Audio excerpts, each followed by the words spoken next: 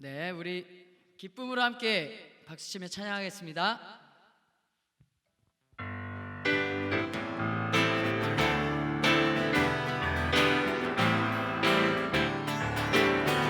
주의 이름 높이며 주의 이름 높이며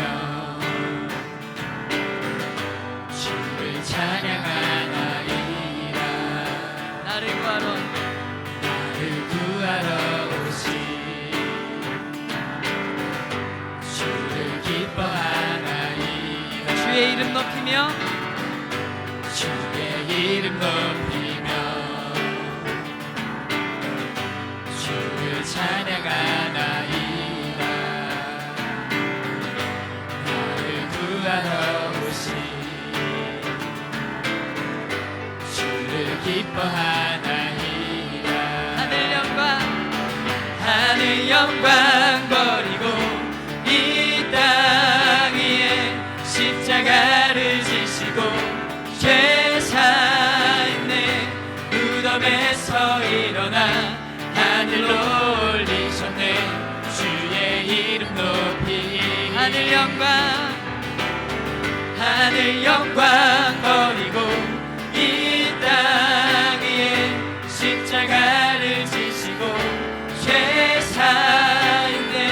무덤에서 일어나 하늘로 올리셨네. 주의 이름 높이 주의 이름 높이며 주의 이름 높이며 주를 찬양합니다. 주를 찬양하나이다. 나를 구하러 오신 주를 기뻐하나이다. 한 번 더 고백합니다. 주의 이름 높이며 아멘. 주를 찬양하나이다. 나를 구하러 오신 주를 기뻐합니다. 주를 기뻐하나이다. 하늘 영광 버리고 이 땅 위에 십자가를 지시고 죄사했네. 무덤에서 일어나 하늘로 올리셨네. 주의 이름 높이 하늘 영광 버리고 이 땅 위에 십자가를 지시고 죄사했네. 무덤에서 일어나 하늘로 올리셨네. 주의 이름 높이 하늘 영광 버리고 이 땅 위에 십자가를 지시고 죄사했네. 무덤에서 일어나 하늘로 올리셨네. 주의 이름 높이 하늘 영광 버리고 이 땅 위에 십자가를 지시고 죄사했네. 무덤에서 일어나 하늘로 올리셨네. 주의 이름 높이 하늘 영광 버리고 이 땅 위에 십자가를 지시고 죄사했네. 무덤에서 일어나 하늘로 올리셨네. 주의 이름 높이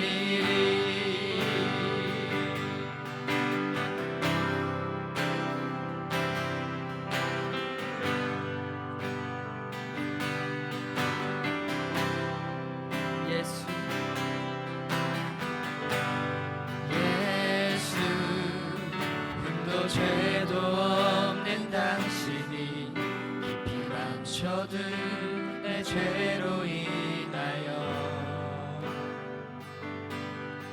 하나님의 어린 양 속죄의 제물 되어 저주받은 나무에 달리셨네.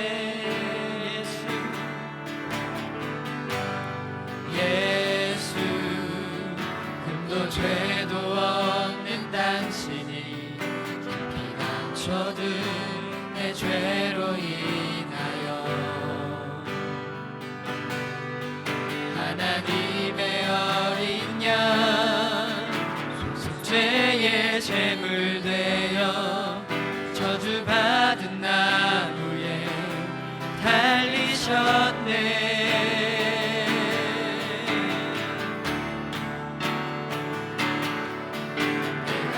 예수를 당신을 부인했습니다. 내가 예수를 당신을 못 박았습니다. 나의 몸이 행하신 일 모든 약속을 다 잊고 십자가에 예수를 매달았네.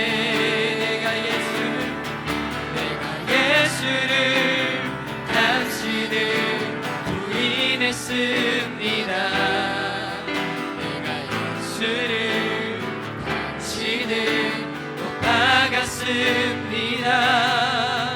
나의 모든 죄를 지고 아버지께 인도하시는 내가 예수를 못 박았습니다. 한 번 더 고백합니다. 예수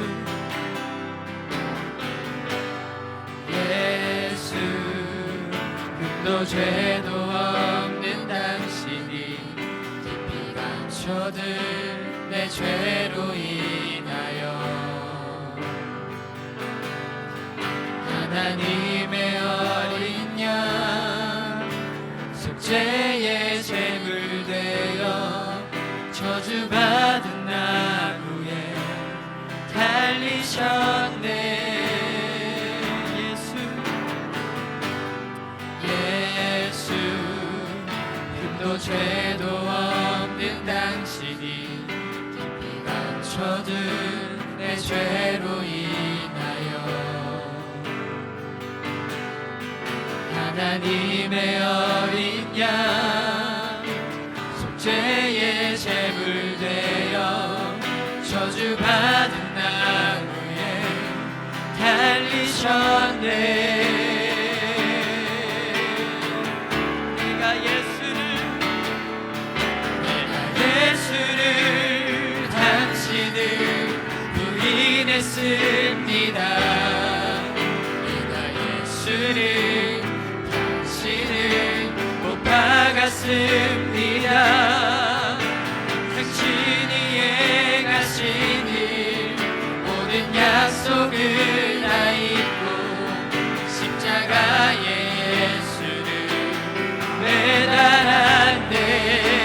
내가 예수를 당신을 부인했습니다.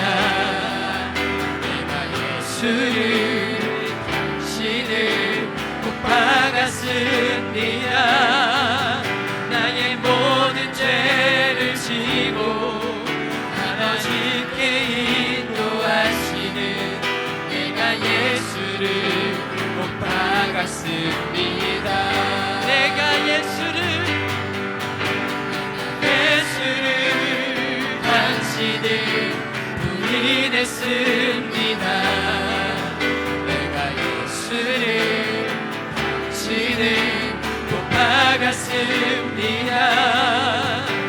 당신이 행하신 일 모든 약속을 다 잊고 십자가에 예수를 매달았네.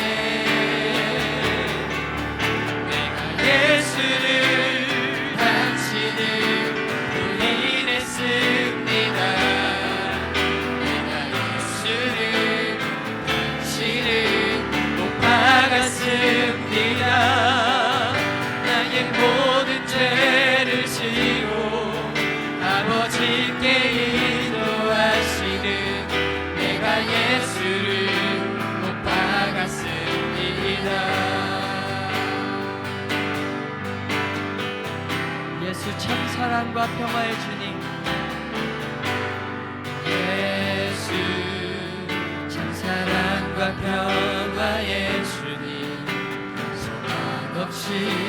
멀어진 우리를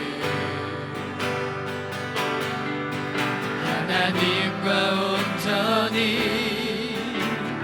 화목해 하기 위해 십자가로 맡긴다 허무셨네. 내가 예수를 당신을 부인했습니다. 내가 예수를 당신을 못 박았습니다. 당신이 행하시니 모든 약속을 다 잊고 십자가에 예수를 매달았네. 내가 예수를 당신을 부인했습니다. 내가 예수를 박았습니다. 나의 모든 죄를 지고 아버지께 인도하시는 내가 예수를 못 박았습니다. 내가 예수를 당신을 부인했습니다. 내가 예수를 당신을 못 박았습니다.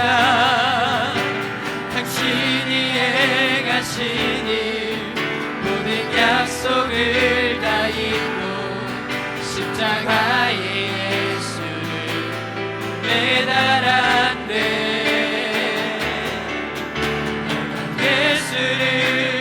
당신을 부인했습니다. 내가 예수를 당신을 못 박았습니다. 나의 모든 죄를 지고 아버지께 인도하시는 내가 예수를 못 박았습니다.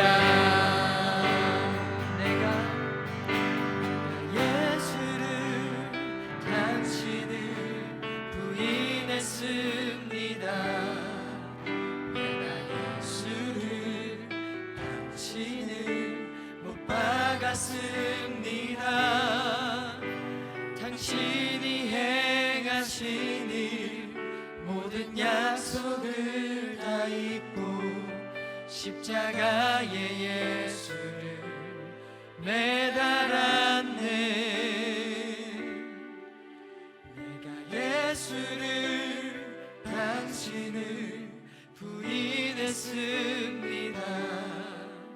내가 예수를 당신을 못 박았습니다.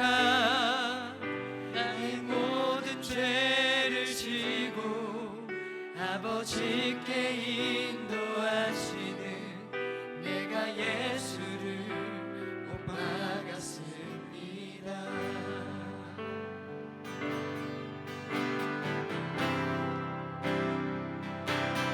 나를 주님 앞에서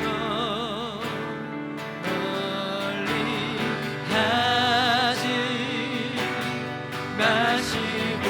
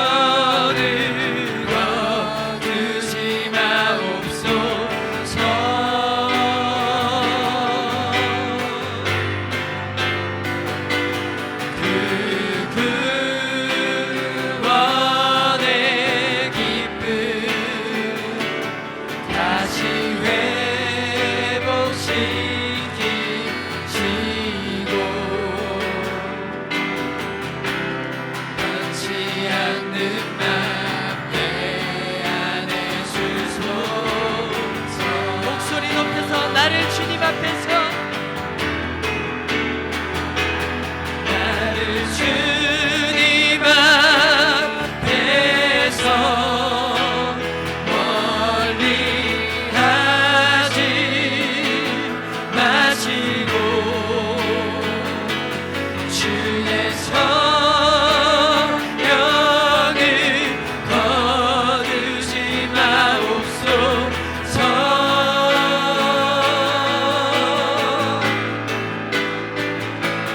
그 구원의 기쁨 다시 회복시키시고 변치 않는 맘 내 안에 주소서. 주위에 살리라 위에 살리라 주 따라가리라 내 생명 다하여 주 복음 전하리 승리하리라 그날은 오리라 난 결코 돌아서지 않으리. 물과 피를 쏟으신 물과 피를 쏟으신 하나님의 어린아 주님 사랑합니다.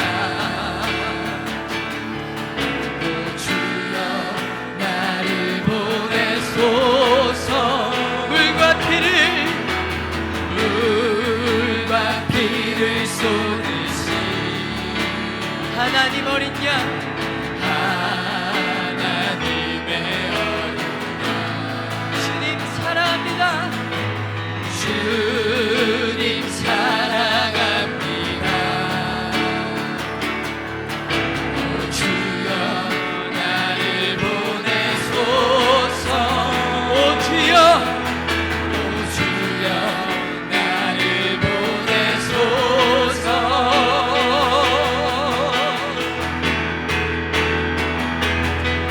주 위에 살리라 주 따라가리라 내 생명 다하여 주 복음 전하리 또 승리하리라 그날은 오리라 난 결코 돌아서지 않으리. 주 위에 살리라 주 위에 살리라 주 따라가리라 내 생명 다하여 주 복음 전하리 곧 승리하리라 그날은 오리라 난 결코 돌아서지 않으리. 난 결코 돌아서지 않으리. 난 결코 돌아서지 않으리. 난 결코 돌아서지 않으리.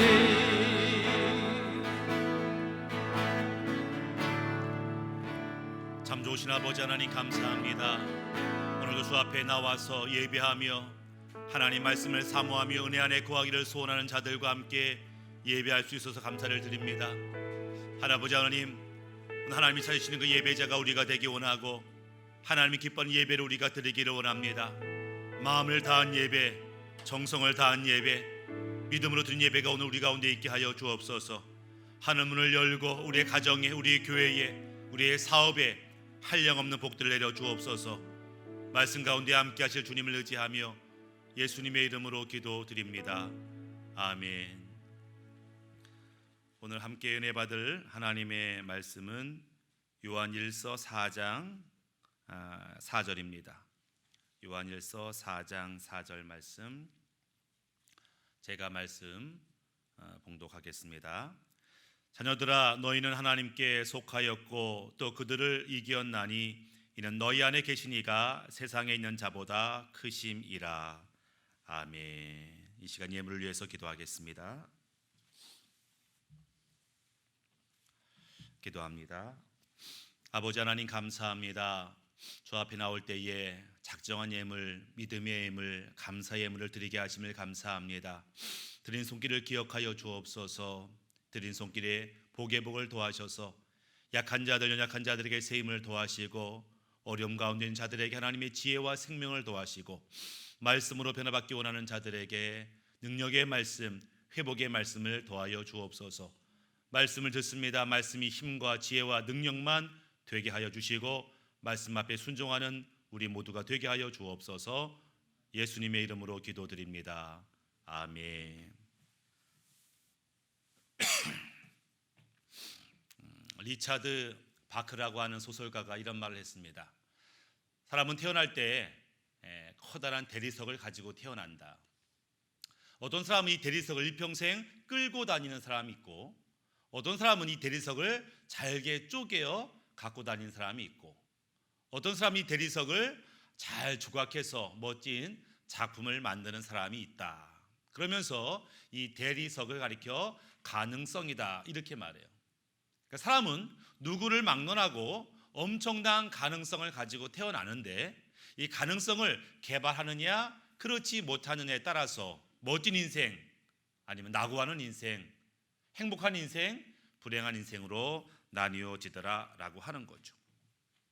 우리가 요즘 가리켜서 4차 산업시대가 되었다 이렇게 말하죠. 그러니까 4차 산업시대가 되면서 각광받는 세 가지 분야가 있습니다. 첫 번째는 AI 최첨단 분야가 하나 있겠고 두 번째는 의학 분야가 있습니다. 세 번째 관심받는 분야가 바이오, 농업 분야죠. 이런 분야들은 매년마다 또는 이제 기회 있을 때마다 박람회라는 것들을 합니다. 특별히 농업 박람회도 있어요. 많은 사람들이 관심 갖지 않지만 농업 박람회가 있는데 우리나라 전에 농업 박람회 때 뭐가 전시가 됐냐면은 많은 이제 새로운 개발된 것들, 새로운 품종들이 막 전시되겠죠. 그 중에 이 고추대, 이 고추나무가 전시가 됐습니다. 보통 하나의 고추나무에 몇 개의 고추가 열리냐 봤더니 한 200개 정도가 열리더라. 근데 이 한 그루의 고추나무에는 몇 개가 열렸냐? 1680개의 고추가 열렸다. 어마어마하게 열렸지요. 사람들이 묻습니다. 도대체 비결이 뭐냐? 어떻게 갔길래 이 고추대 하나에 1680개 열매가 고추가 맺히냐? 이렇게 이제 질문을 하게 됩니다. 이런 박람회가 일본에서도 열렸는데 일본에서는 뭐가 전시됐냐면은 그 중에 하나가 이제 토마토 나무가 전시가 됐어요. 토마토 한 그루당 열매가 몇 개 열리냐? 뭐 한 20개, 30개 열리지 않겠어요? 근데 지금 이 작품을 낸 토마토 나무에는 1280개의 토마토가 열렸다. 뭐 어마어마하죠. 뭐 60배 가량의 엄청난 많은 열매를 거뒀다. 또 사람이 묻습니다. 비결이 뭐냐? 비결이 뭐냐? 이 고추대를 개발한 사람과 이 토마토를 개발한 사람의 공통적인 답이 있었어요. 그게 뭐냐면 이 나무의 가능성을 최대한도로 끌어냈다라고 하는 것이 공통적인 대답이었습니다. 각 나무마다 엄청난 가능성이 있어요. 근데 가능성이 자라면서 제한을 받습니다. 날씨에, 환경에, 온도에, 아니면 병충해에. 그래서 제대로 열매 맞지 못하죠. 그래서 최적의 환경을 만들고 최적의 도움을 주었을 때에 엄청난 많은 열매를 맺는 것처럼 우리 안에는 엄청난 가능성을 가지고 이 땅에 태어났는데 우리가 그 가능성 중에 얼마만큼 우리가 표현하고 드러내고 살고 있는가 우리 자신을 한번 돌이켜 볼 수가 있습니다.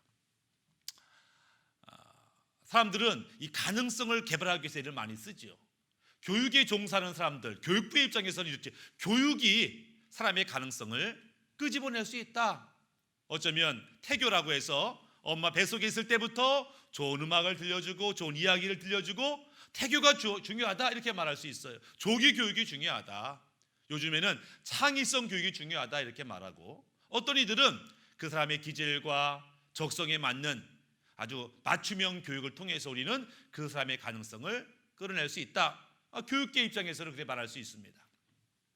심리학에서는 새롭게 말하는데 심리학에 있어서 사람의 가능성을 끌어내는 가장 중요한 게 뭐냐? 희망이다, 꿈이다, 목표다. 그래서 아무리 어려운 환경이라도, 좀 좋지 않은 여건이라도 꿈이 분명하고 희망이 분명하면 모든 역경을 이겨내고 놀라운 가능성을 발현하게 되더라, 이렇게 말하는 것들을 보게 됩니다. 근데 오늘날은 이 희망에 대한 메시지를 듣기가 어려워요. 젊은이들에게 야, 희망을 가져, 꿈을 가져 이러면은 뭐라 그래요?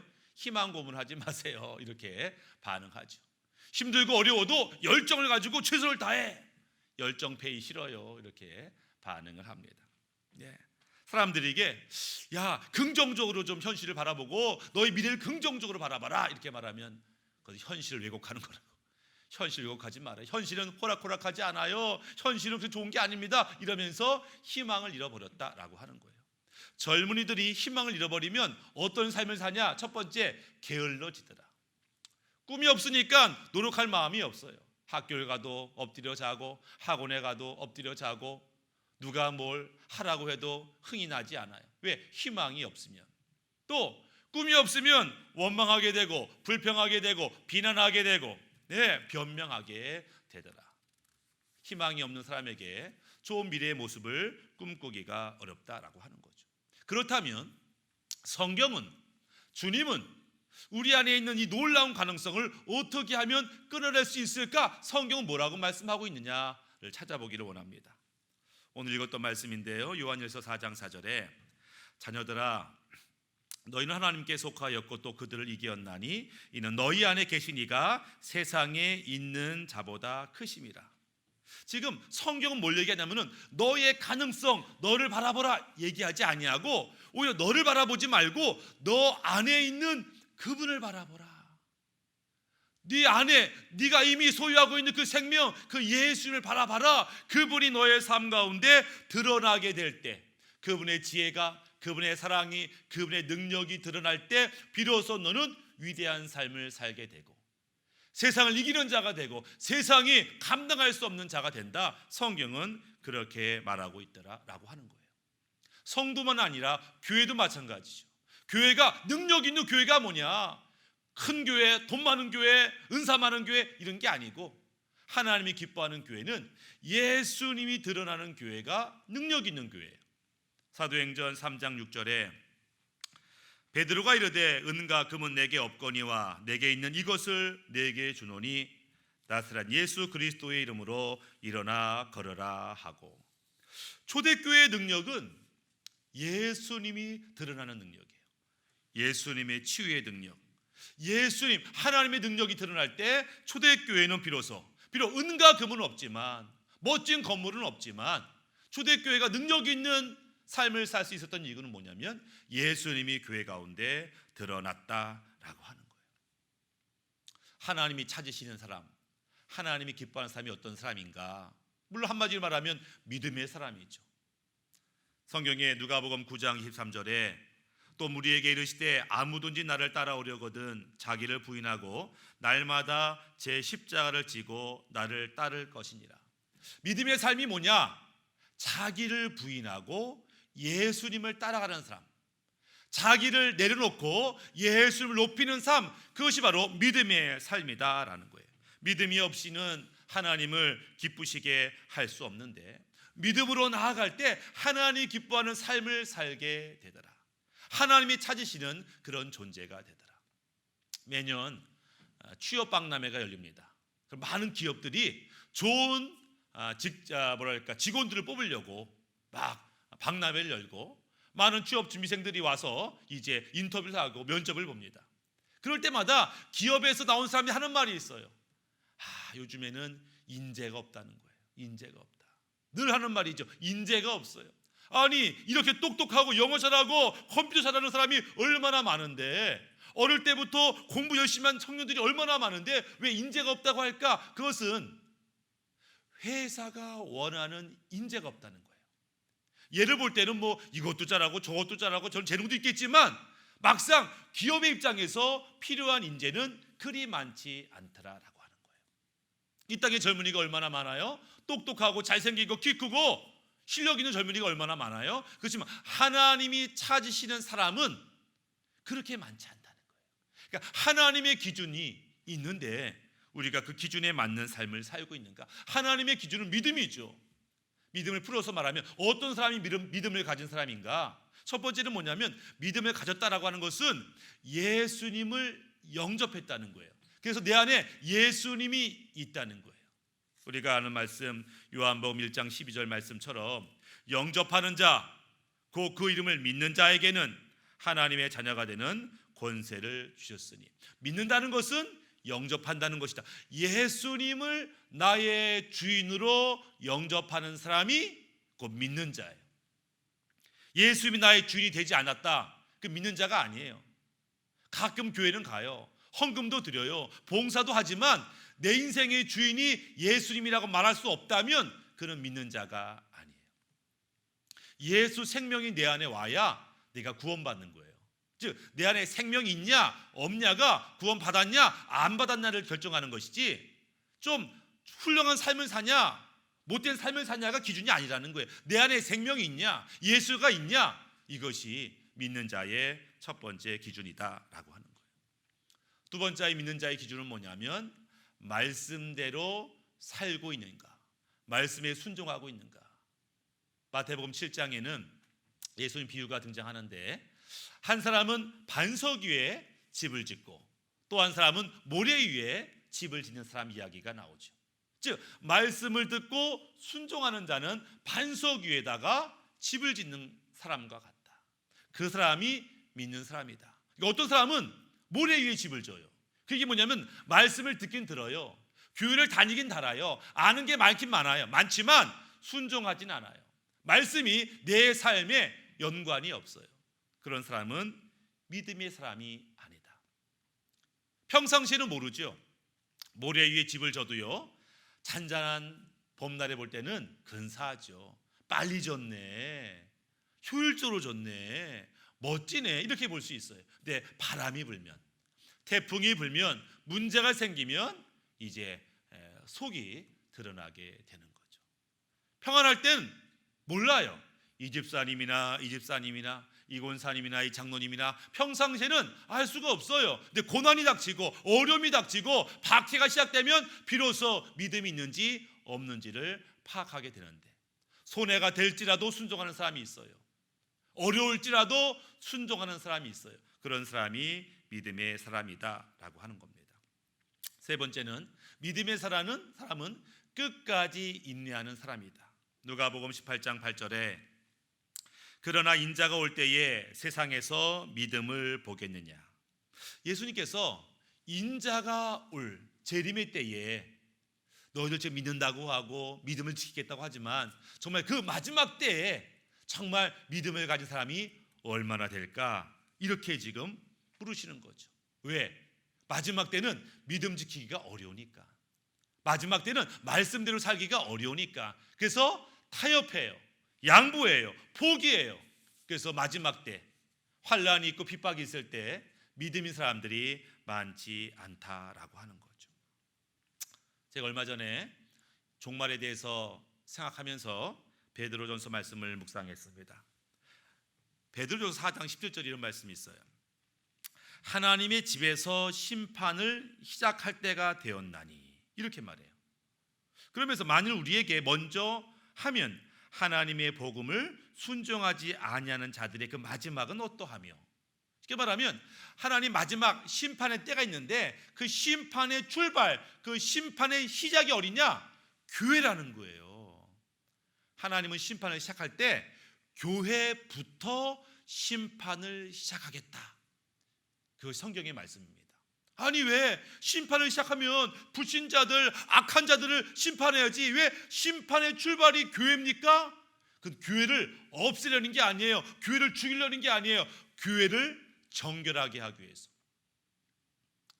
교회를 하나님이 원하시는 수준으로 올리기 위해서, 가라지를 가리기 위해서 먼저 교회에 하나님의 심판이 시작된다.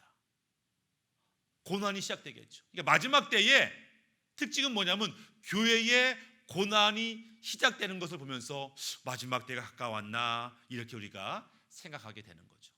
그렇기 때문에 우리는 교회에 고난이 오고 핍박이 어려움이 오는 것을 두려워할 필요가 없어요. 왜? 이거 지금 성경적으로 계획대로 되어가고 있는데, 쉽게 말하면 지금 예수님이 힘이 없어서라거나 교회가 아직 못됐기 때문에 핍박이나 어려움 받는 게 아니고, 마지막 때가 되면 당연하게 자연스럽게 교회가 왕따를 당하고 조롱을 받고 핍박을 받게 되어 있다. 그러니까 우리가 마지막 때에 교회가 핍박받고 왕따가 되는 것을 이상하게 여기지 말라. 그건 당연하다. 그리고 이 상황을 주님께서 아신다, 다 보고 계신다, 걱정하지 마라. 왜냐하면 너를 위한 하나님의 다음 계획이 이미 예비되어 있다. 그러니까 염려하지 말고 두려워하지 말라. 성경은 그렇게 말하는 것을 보게 됩니다. 디모데후서 1장 7절에 이렇게 말해요. 하나님이 우리에게 주신 것은 두려워하는 마음이 아니요 오직 능력과 사랑과 절제하는 마음이니. 교회에 핍박이 닥치고 고난이 닥치면 사람들 두려워해요. 근데 아니, 믿는 자들에게 두려움은 합당하지가 않아. 너희에게 필요한 마음은 능력, 사랑, 절제하는 마음이 마지막 시대에 사는 너희에게 필요하다. 이렇게 말해요. 첫 번째가 능력이죠. 그 능력은 나의 능력이 아닙니다. 공부 많이 해서, 운동 많이 해서, 똑똑해서가 아니라 내 안에 계신 주님이 드러날 때 우리는 마지막 시대에 능력 있는 삶을 살게 되더라. 두 번째, 사랑이죠. 세상에 대한 사랑이에요. 왜냐하면 마지막 때가 되면 물론 교회가 핍박을 받아요. 교회를 핍박한 사람이 있겠죠. 교회를 욕하는 사람이 있겠죠. 근데 그들 향해서 불쌍히 여기는 마음을 가지라는 거예요. 그를 사랑하라는 거예요. 왜? 그들은 지금 진리를 모르기 때문에, 예수를 모르기 때문에 어쩔 수 없다는 거예요. 왜냐하면 막 핍박이 막 오고 위기가 오면은 믿는 자들은 주님을 찾는데 믿지 않는 자들은 일종의 공황 상태가 돼요. 코로나19 때문에 지금 대한민국이 난리가 났어요. 뭐예요? 두려운 마음이 생긴 거예요. 두려운 마음이니까 어디 가면 안 돼, 만나면 안 돼, 뭐 해야 돼. 온 국민이 지금 두려움 가운데 있어요. 이 독감 바이러스에 걸리면 어떨까? 이 두려운 마음 누가 주는 거예요? 사탄이 주는 거예요. 공포심이죠. 고소 공포증이라는 게 있어요. 밀폐 공포증이라는 게 있어요. 불안 공포증이 뭐냐면 죽을 것 같다 이렇게 느끼는 거예요. 정상적인 사람이 갑자기 공포증을 느끼면 정상적인 사고 판단이 안 돼요. 몸이 내 마음대로 움직이지 않아요. 죽을 것 같다 이러면요 꼼짝하지 않아요. 몸과 마음이 굳어져요. 마음대로 안 돼요. 그래서 실수하게 되고 죄를 짓게 되고 비합리적으로 행동하게 되더라. 지금 그것이 하나님을 알지 못하는 자들이 위기 속에서, 환난 속에서 반응하는 모습이에요. 두려움, 무서움. 그들은 의지할 하나님이 없기 때문에 그들 향해서 우리가 주님의 마음으로 불쌍히 여기고 사랑하는 것이 마땅하다. 그들 대적해서 싸우고 욕하는 것이 아니라 불쌍히 여기는 마음, 우리에게 필요하다는 거예요. 세 번째는 절제하는 마음. 옛날 개혁 성경에는 이 절제하는 마음을 근신하는 마음이다 이렇게 표현했습니다. 이 절제는 뭐냐면 다른 사람을 위해서 절제하는 거예요. 나는 자유하고 나는 행복하고 나는 기쁘지만 아직 구원받지 못한 자들, 아직 주님 알지 못하는 영혼들을 위해서 내가 양보하고 내가 참고 내가 절제하는 거예요. 왜? 한 영혼이라도 더 구원받고 은혜 안에 거하도록 내가 절제하는 겁니다. 나는 자유인이 있기 때문에 뭐든지 할 수 있어요. 내 마음대로 하겠다 이게 아니고 그들의 영혼을 위해서, 그들의 구원을 위해서 절제하는 자가 마지막 시대를 살아가는 믿는 자의 모습이다. 그리고 믿음은 끝에 가야 한다는 거예요. 처음에는 믿는 것 같은데 끝이 좋지 않은 사람이 있어요. 믿음 지금도 중요하지만 믿음은 방향이 중요하고 끝까지 믿음을 지키는 게 중요해요. 지금 아무리 능력 많고 아무리 똑똑하고 아무리 대단해도 갈 방향을 알지 못하면 지금의 모든 좋은 것들을 아무 유익이 없는 것을 보게 됩니다. 예전에 이 모토로라 회사가 있어요. 모토로라 하면 탁 떠오르는 단어가 삐삐. 모토로라 삐삐가 참 좋았죠. 모토로라 핸드폰 1988년에 최초로 핸드폰이라는 것이 딱 발견됐어요. 막 벽돌 같은 거 다 핸드폰이야. 모토로라 핸드폰. 당시 얼마였냐? 이게 240만 원짜리였어요. 핸드폰 하나가. 근데 당시 신라면이 100원이었어요. 그러니까 신라면 100원일 때가 얘가 240만 원. 지금으로 말하면 이 핸드폰 하나가 1,500만 원 정도의 가치가 있는 거예요. 이게 누가 여보세요 어머니 다 이렇다. 모토로라 핸드폰 딱 들고 있다. 부자란 뜻이겠죠. 성공했다는 뜻이겠죠. 어쨌거나 모토로라가 세계 최초로 핸드폰을 만들면서 깜짝 놀랐어요. 과거에 공상과학 만화에서만 등장했던 무선으로 막 통화가 되는 것들 보면서 깜짝 놀래가지고 난리가 났죠. 그리고 많은 기업들이 나도 핸드폰 만들 거야 이러면서 막 뛰어들었습니다. 그래도 모든 인프라가 모토로라 갖고 있었어요. 모든 시스템들, 모든 핍들, 자료들. 그래서 누가 핸드폰 사업에 뛰어들려고 하면은 이 모토로라의 도움이 없이는 불가능하고 모토로라와 함께 해야만 되는 거죠. 모토로라는 성공했습니다. 그런데 문제는 얼마 있지 않아서 모토로라가 무너지기 시작하는 거예요. 돈이 없어서? 아니요. 돈이 엄청 많았습니다. 기술력이 없어서? 아니요. 기술도 엄청 좋아요. 전문가가 없어서? 아니요. 전문가가 엄청 많다니까요. 그 국가가 안 도와줘서? 아니요. 국가가 밀어준다니까요. 그래도 모토로라가 망해요. 왜냐하면 갈 바를 알지 못해서 망해요. 엄청난 돈, 엄청난 전문가, 엄청난 기술을 어디에다 사용해야 될지를 몰라요. 있는데 사용할 줄을 몰라요. 소비자의 마음의 변화를 읽지 못해요. 이 정보산업 시대의 흐름을 타지 못해요. 그래서 엄청난 좋은 조건이 있음에도 불구하고 결국 망해버리는 모습. 우리 안에 큰 믿음이 중요하죠. 나 큰 믿음이 있어. 내가 기도하면 응답받아. 기도하면 하늘문이 열려. 굉장히 좋아요. 큰 믿음이 있어서 능력 있는 삶, 축복의 삶 사는 거 굉장히 중요합니다. 그러나 이것만큼 중요한 게 뭐냐면 내가 어디로 갈 줄 아는 그 분별력이라고 하는 거예요. 믿음의 크기도 중요하지만 내가 어디로 이 믿음을 사용하고 어디로 달려갈지를 알지 못하면 지금 능력 있는 믿음이 있다 하더라도 내일, 내년에는 어떤 결과가 있을지 아무도 장담하지 못한다.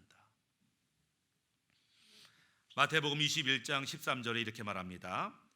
그들에게 이르시되 기록된 바 내 집은 기도하는 집이라 일컬음을 받으리라 하였거늘 너희는 강도의 소굴을 만드는도다 하시니라. 그러니까 원래 내 집은 기도하는 집이다. 너희가 강도의 소굴을 만들었다 이렇게 말해요. 그러니까 하나님의 성전은 기도하는 집이었어요. 그래서 우리가 하나님께 나아가서 기도할 때 하나님의 임재를 경험하고 그분의 뜻을 알게 되고 그분의 영광 앞에 나의 죄를 발견하고 회개하게 되고 주의 말씀을 듣고 순종하게 되고 이것이 성전의 첫 번째 기능이었고 가장 아름다운 기능이었습니다. 그런데 이 기능이 점차 바뀌었어요. 어떻게? 강도의 소굴로 바뀌게 됩니다.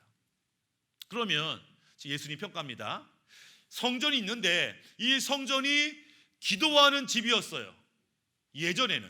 근데 지금은 이 성전이 지금 강도의 소굴이 됐습니다. 그러니까 교회의 역할과 모습이 달라진 거죠. 왜 과거에는 기도의 집이었는데 지금 왜 강도의 소굴이 됐을까? 중심이 그래요. 중심. 기도하는 집이라고 할 때에 중심은 뭐냐면 하나님에게 중심이 있어요.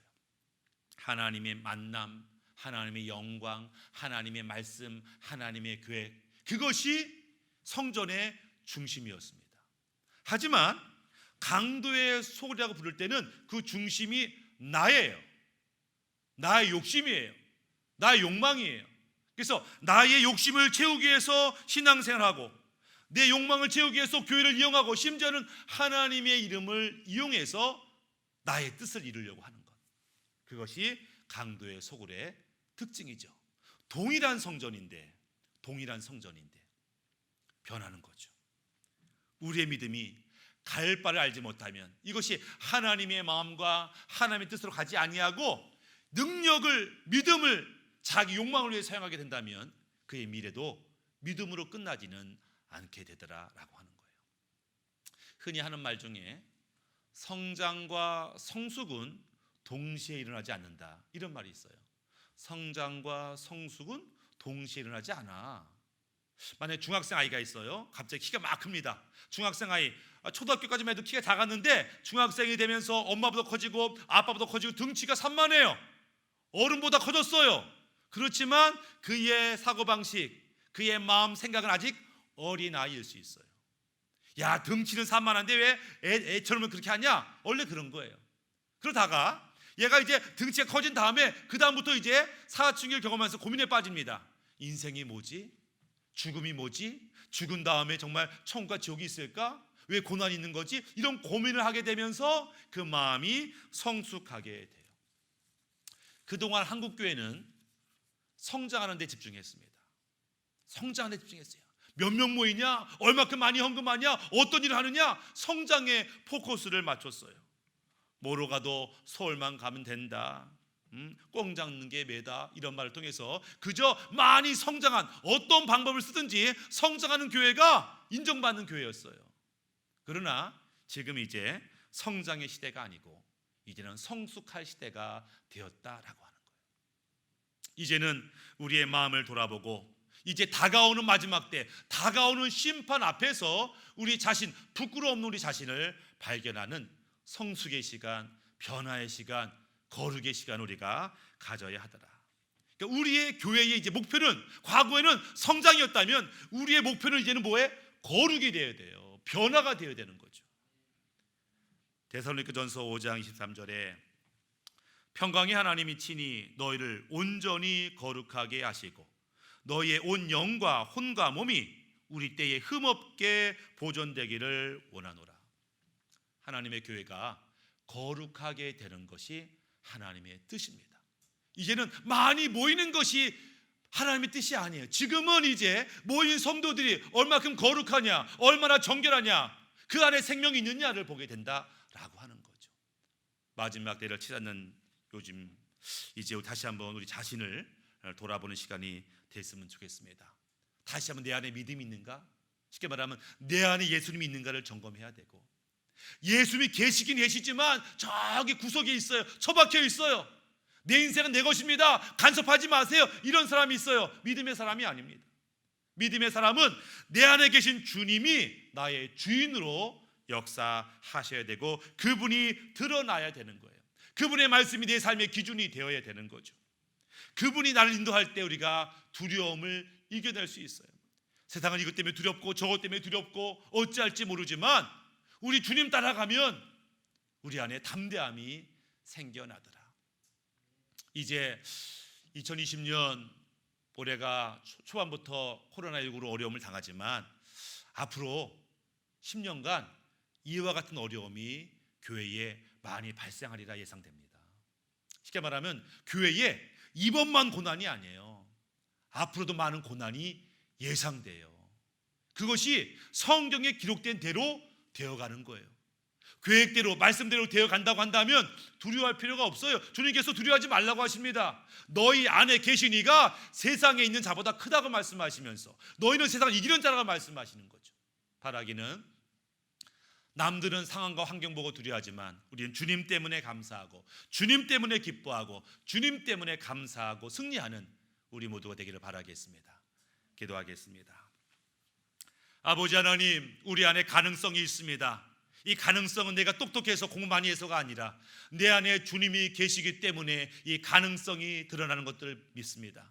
아버지 하나님, 한국교회 은혜를 더하여 주옵소서. 마지막 때를 달려가는 한국교회에 성령의 불을 더하여 주시고 거룩한 불을 더하여 주시옵시고 정결케 하는 하나님의 역사를 더하여 주옵소서.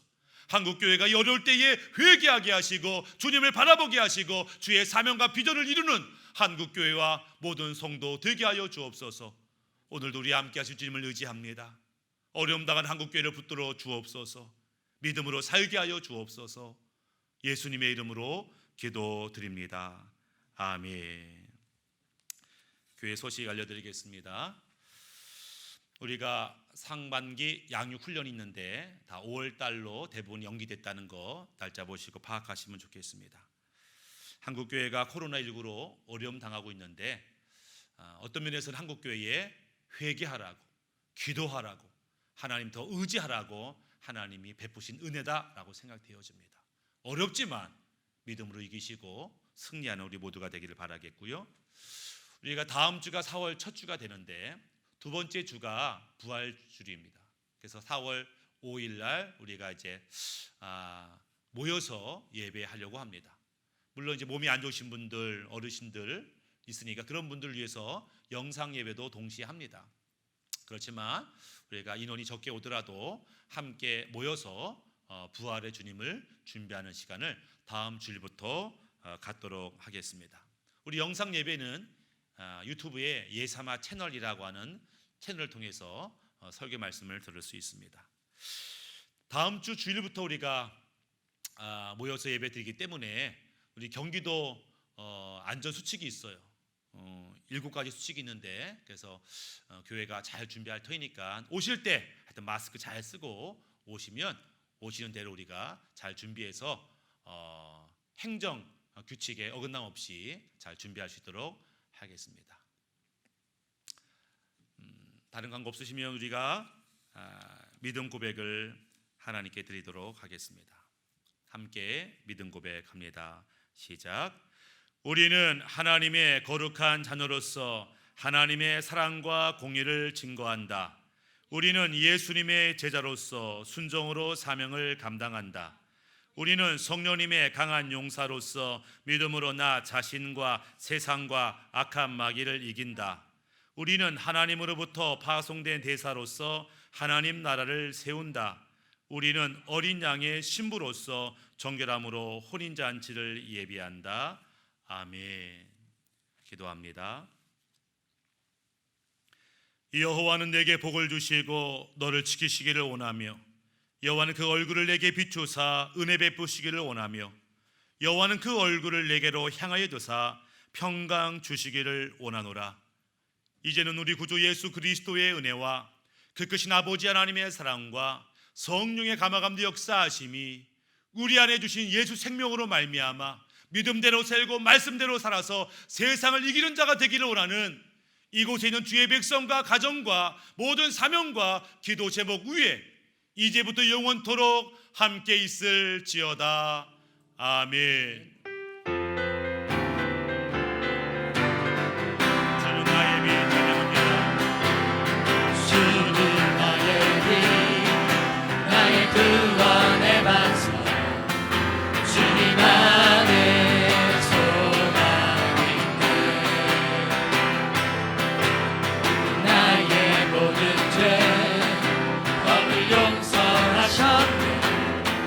찬양하리 오직 예수 위대한 나의 구원자 다시 사신 영광의 주 저 원수의 머리를 깨뜨린 승리의 왕 찬송과 존귀와 영광 다시 오실 어린 양께 온 땅과 하늘이 다 경배해 오신 예수